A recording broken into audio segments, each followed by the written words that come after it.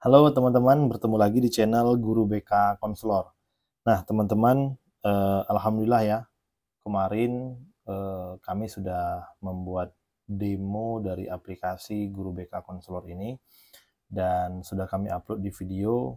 Jadi teman-teman sudah bisa melihat bagaimana aplikasi Guru BK Konselor ini membantu Guru BK dari segi administrasi ya, baik dari penyusunan program, laporan, kemudian evaluasi, kemudian RPL-RPL yang merupakan rutinitas kita, sampailah kepada instrumen-instrumen akreditasi atau supervisi yang memang kita butuhkan ketika ada audit seperti itu ya.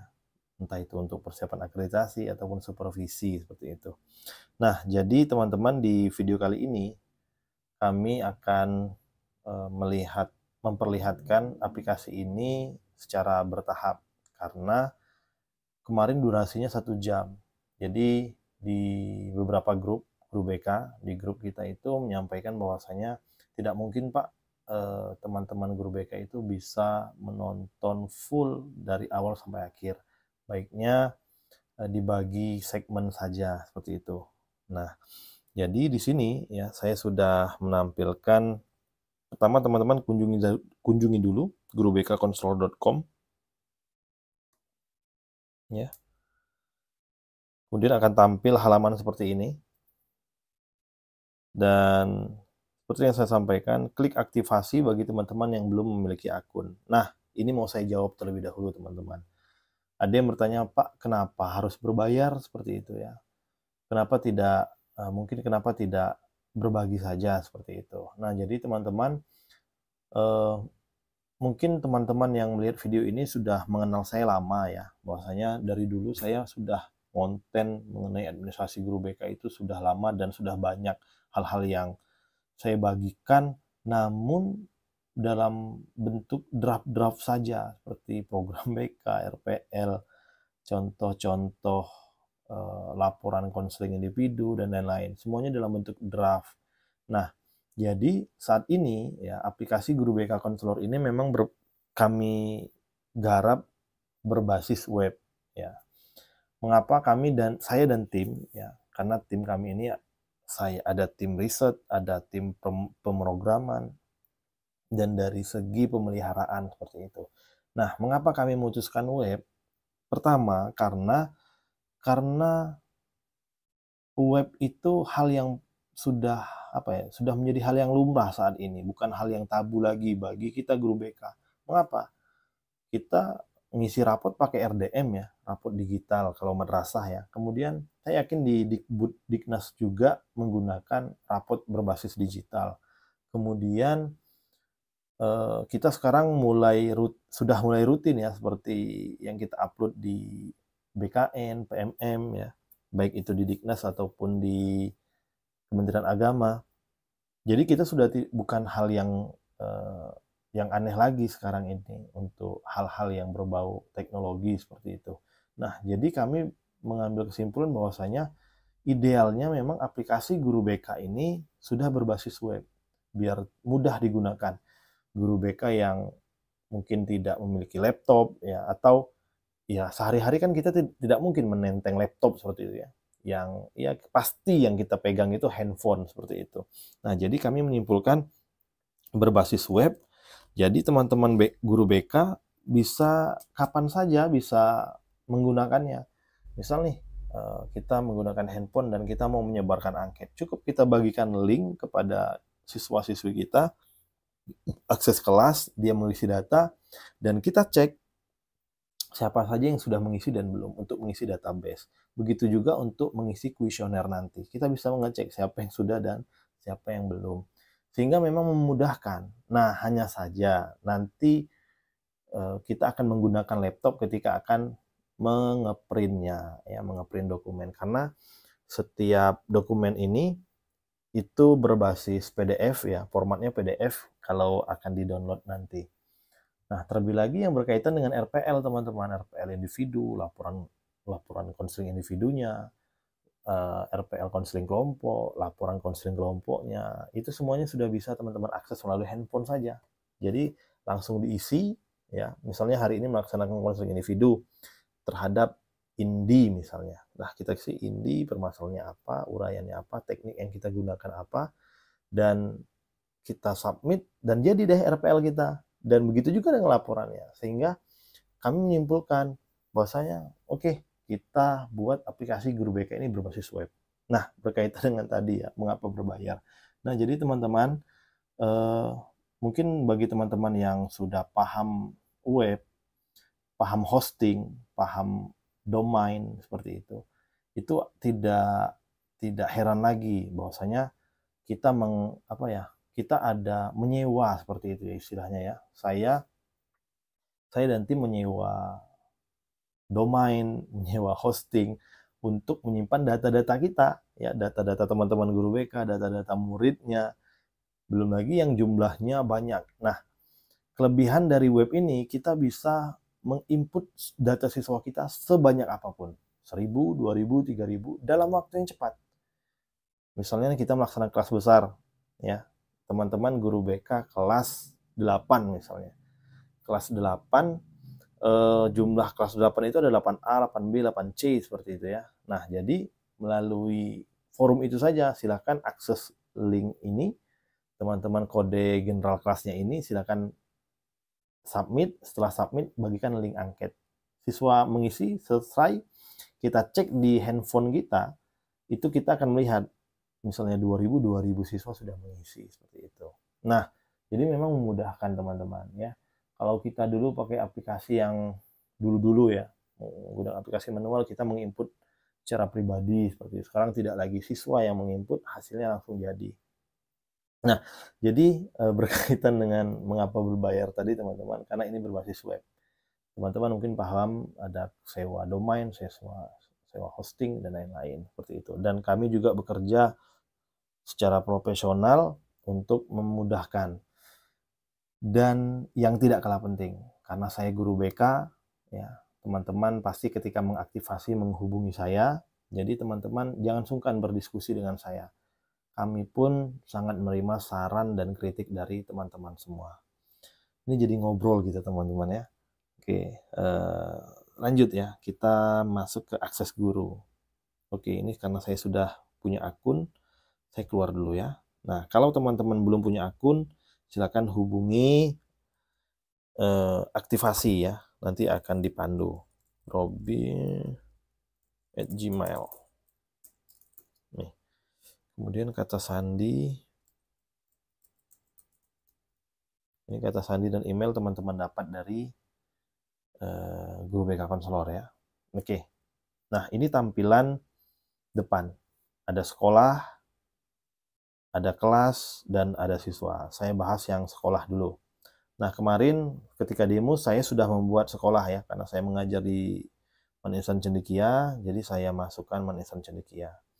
Nah, logonya bisa diganti teman-teman ya. Kalau teman-teman misalnya logonya ada yang lebih jelas seperti itu. Saya masukkan foto saya saja. Foto dalam kelas misalnya ya.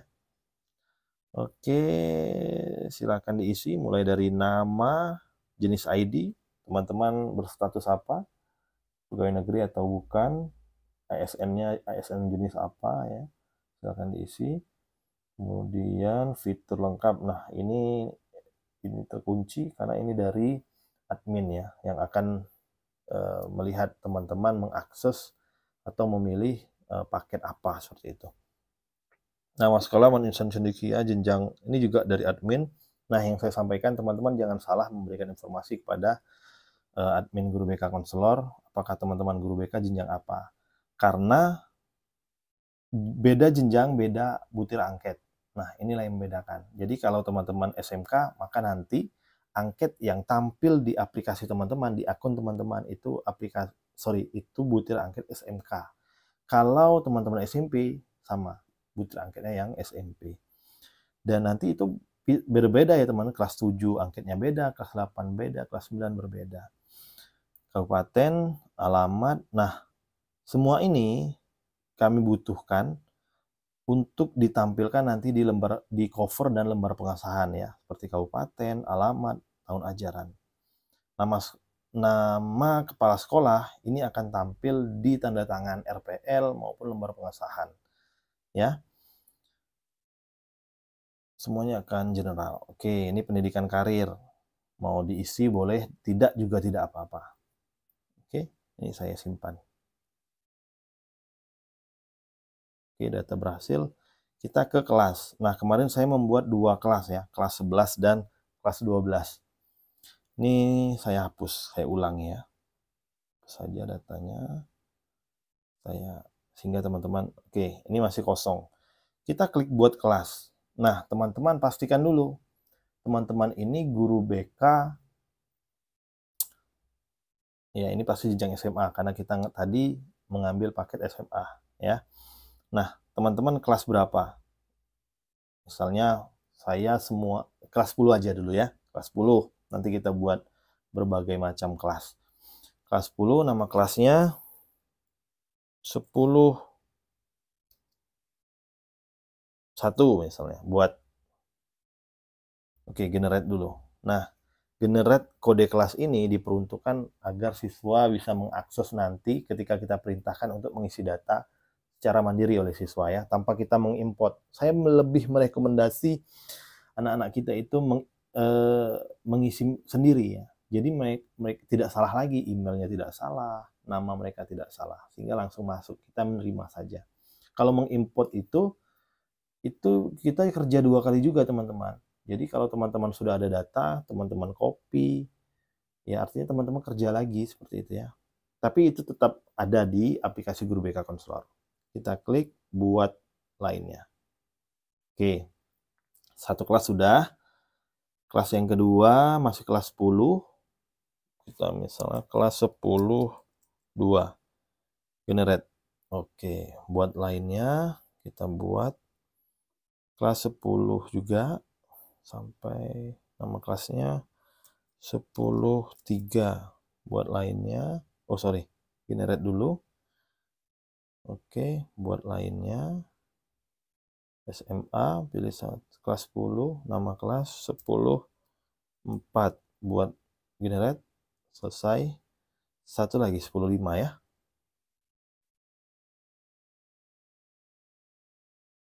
10.5. Generate kode. Oke, buat selesai. Kelas sudah jadi. Kita cek kelas, kita klik kelas, nih. Ada kelas 10.1, 10.2, 10.3, 10.4, dan 10.5. Nah, di sini ada jenjang, tingkatan kelas, dan kode kelas, teman-teman. Nah, kode kelas ini diperuntukkan agar siswa kita, misalnya nih, teman-teman mau mengisi data kelas 10, ini kan kita baru buat kelasnya saja. Siswanya belum masuk ya. Jadi ketika kita mau masukkan siswanya.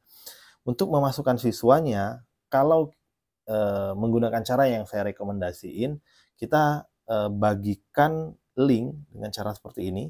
Kita buka tab baru contohnya. Kita memerintahkan kepada anak-anak kita, Ananda silakan akses web Guru BK Konselor. Nah, tampilan seperti ini ya. Bisa menggunakan handphone, itulah gampang ya teman-teman. Anak-anak kita kan sudah menggunakan handphone semua. Silahkan akses, kemudian kalian ke akses siswa. Ya, akses siswa. Nah, cek kode kelas. Kita lihat, kalau kelas ini kita berada di kelas 10.1. Misalnya kelas 10.1, kode kalian I0K3. Ya, kita klik I kecil, I.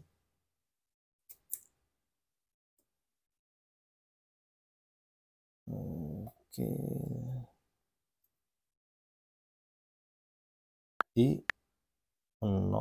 I0K3 ya. I0KA3. Oke, cek kode kelas. Nah, kalau kelasnya ada, dia akan tampil nama siswa, email siswa, dan jenis kelamin. Tapi kalau kode kelasnya salah misalnya, kita masukkan yang salah. Siswa. Sembarang misalnya ya. DERRT misalnya. Kode kelas tidak ditemukan. Jadi kode kelasnya itu harus benar dulu ya. Kita ke I0K3.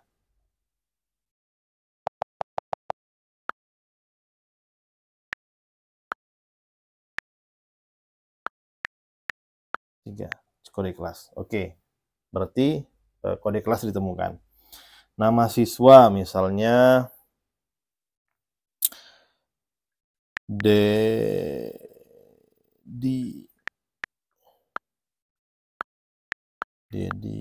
Manaf misalnya. Emailnya dedi@gmail misalnya. .com. Pilih jenis kelamin laki-laki, daftar. Pastikan untuk mengingat. Nah, ini satu siswa ya. Langsung kita isi lagi. Misalnya di waktu yang sama siswa ini ada beberapa siswa yang mengisi karena jumlahnya 20 ya. 20 kita isi berapa ya? Kita isilah 2 ya. 22 nanti. Oke, cek kode kelasnya udah benar. Kemudian nama siswanya Aulia misalnya. aulia@gmail.com. Perempuan, daftar. Nah, kita bisa mengecek di sini teman-teman. Ya, kita cek kelas 11 karena yang tadi yang mengisi kelas 11. Kita cek kelas 11. Tuh, kita lihat. Dedi ya di bawah ini ya. Dedi dan Aulia langsung terdata. Jadi tanpa harus kita mengimport seperti itu ya. Jadi kita cukup memberikan link kode kepada siswa kita biar siswa kita yang mengisi. Itu sangat memudahkan. Nah, kemudian ini kalau teman-teman mau mengurutkannya klik saja nama ya. Nih, dia langsung berurutan sesuai. Oke. Kemudian di sini langsung terlihat ya statusnya. Anak kita ini belum mengisi kuesioner. Nah, sekarang oke, kita contohkan lagi ke kelas yang lain ya. Ini tadi kelas 11. Kita ke kelas 10 berapa teman-teman? 12 ya, biar berurutan. Nih. Nah, itu tadi kalau cara paling enak ya. Nah, tapi kalau cara yang ini misalnya teman-teman nyamannya kayak gini misalnya ya. Saya nyamannya ngetik sendiri misalnya. Buat ya dibuatkan saja nama. Kita yang membuat 20 atau 200 siswa kita yang ngetik. Namanya Kartika. Emailnya belum lagi kita cari email siswa ya. Misalnya kartika@gmail.com. Kelamin perempuan. Buat lainnya. Ya, buat lagi. Tadi sudah Kartika, sekarang Wawan misalnya. Emailnya wawan@gmail.com. Jadi salah satu laki-laki buat. Nah, bisa juga teman-teman, tapi itu tadi ribet ya. Artinya masa kita menginput misalnya jumlah siswa 1000 gimana gitu ya, kita kewalahan. Itu kelas, oke, klik simpan ya. Validasi. Oke. Kita berhasil simpan, kita cek kelas 102 sudah ya. Sudah tersimpan anak-anak kita tadi. Data kelas. Kemudian cara yang ketiga, nah teman-teman mengimport misalnya. Teman-teman mengimport nama siswa itu akan repot ya. Misal berarti seperti ini. Nah, ini dia. Oke, sorry teman-teman.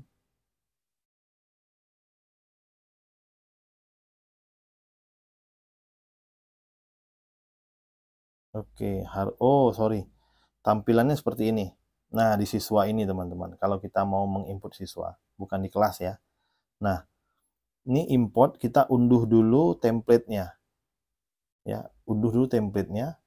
Ini unduh. Tampil. Oh, sudah tampil yang saya unduh tadi? Apakah ini? Lihat dulu. Oke, kita lihat. Nah, ini draft-nya. Ada kelas siswa, ada nama, ada email, dan jenis kelamin. Jadi teman-teman kalau teman-teman ada punya data siswa, itu teman-teman pindahin dulu sesuai urutan ini. Ya, sesuai urutan ini. Jadi kalau seandainya sudah, tinggal klik import, masukkan. Ya, jelajahi di sini. Ya, langsung klik kirim. Nah, dia akan tampil di sini sesuai kelasnya. Dia akan masuk sesuai kelas. Karena tadi karena apa ya, iPad saya ini tidak milik format Excel, jadi tidak bisa ditampilkan. Oke, tapi saya merekomendasikan ke cara yang pertama tadi, teman-teman ya. Cara yang pertama tadi itu sangat gampang. Kita tinggal mengajak siswa untuk akses Guru BK Konselor. Kita klik ini ya, Guru BK Konselor, kita pilih akses siswa, masukkan kode kelas. Setelah cek kode kelas, langsung masuknya. Itu sangat gampang. Itu sangat, ya karena teknologi sekarang ya, teman-teman ya, sangat gampang. Oke, anggap kita sudah selesai mengisi kelas. Sekarang kita ke siswa. Nah, ke siswa ini yang terdeteksi terdaftar di database kita ya, itu ada 4 karena kita tadi mengisi kelas 11 dan kelas 12 ya. Nanti kalau ada ribuan, jumlahnya pun akan ribuan di sini. Dan itu akan terdeteksi yang sudah mengisi ataupun yang belum. Ini semuanya belum mengisi. Nah, sekarang teman-teman ya, atau saya buatkan segmen berikutnya saja ya. Nah, jadi teman-teman, ini kita sudah berada di database dulu ya. Ini sudah kurang lebih 20 menit. Takutnya nanti jenuh teman-teman. Saya akan buatkan video berikutnya. Di video berikutnya kita akan masuk ke bagian ini, akses kuesioner. Nah, akses kuesioner. Nah, jadi ini pada bagian tampilan ini siswa akan mengisi angket berdasarkan kelas yang terdaftar. Misalnya dia terdaftar di kelas 10, maka yang keluar adalah instrumen atau angket kelas 10. Kalau dia terdaftar di kelas 11, maka dia akan mengisi angket kelas 11 ya, seperti itu teman-teman. Nah, baiklah teman-teman, itu saja yang dapat saya sampaikan.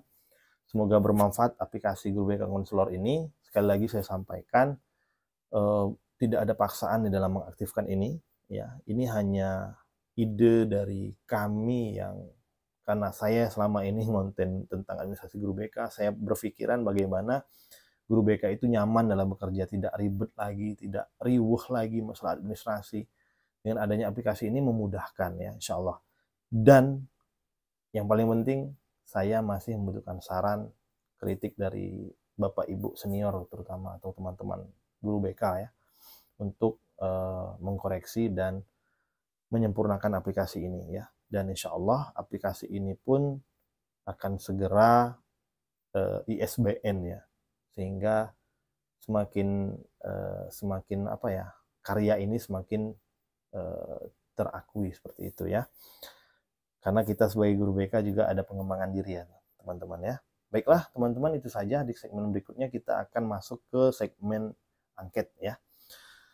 Saya akhiri, billahi taufik walhidayah. Assalamualaikum warahmatullahi wabarakatuh. Salam Guru BK Konselor.